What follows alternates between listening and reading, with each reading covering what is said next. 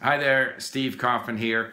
Today, I've been studying Greek, enjoying my Greek tremendously. And in fact, I'm about to go down on my stepper, and on my stepper, I'm going to be exercising and reviewing my Greek vocabulary.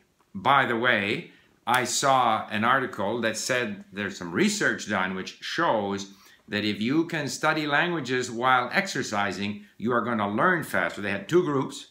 You'll learn faster than if you just sit in the chair. So that's by the way. But I will be reading my Greek vocabulary, and of course it's written in Greek letters.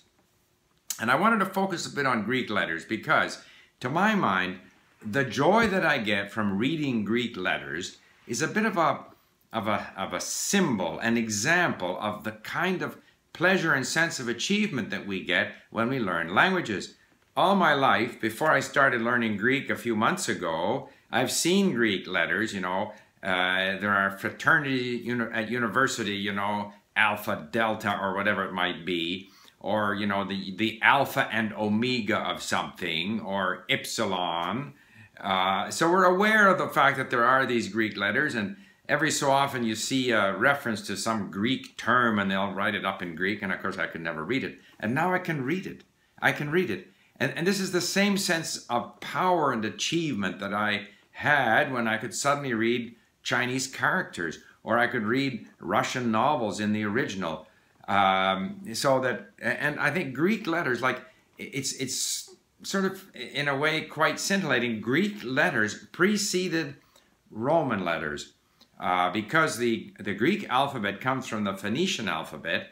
And if I'm not mistaken, I'd have to do this, do some research, but the Roman alphabet came after the Greek alphabet. So we're going back in time.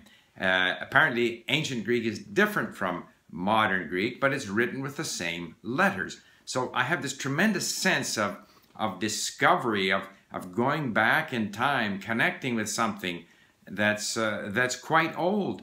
Now, there are other alphabets that also derived from the Phoenician alphabet, such as, for example, the Arabic alphabet.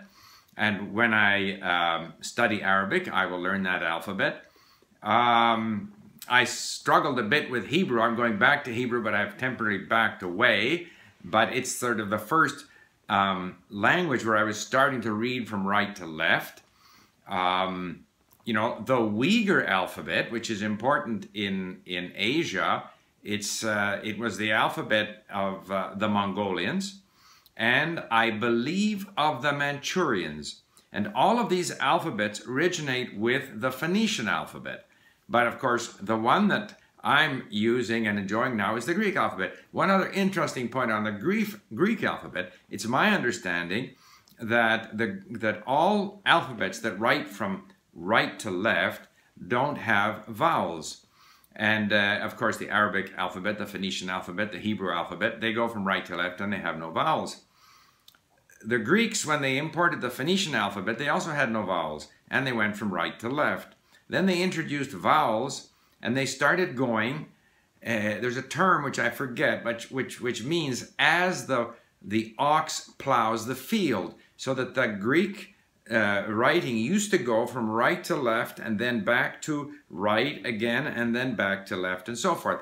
But eventually, it converted to a left to right writing system. So it's very interesting that in world alphabets, those alphabets that have vowels flow from left to right. Those alphabets that don't flow from right to left. Why that is, I don't know. However, I'm now going off to enjoy Greek letters. Greek letters not as symbols of fraternities at universities, but as living, phonetic symbols that I'm interpreting, and I now have very little trouble reading as I try to, acquire more vocabulary and become better at Greek, which is the language that I'm enjoying right now. So I just thought I'd pause a bit and talk a bit about Greek letters, Greek alphabet, the enjoyment I get in reading in other alphabets, and some historical background that might be of interest to some of you. So, thank you for listening, and if you enjoy these podcasts, please subscribe. Bye for now.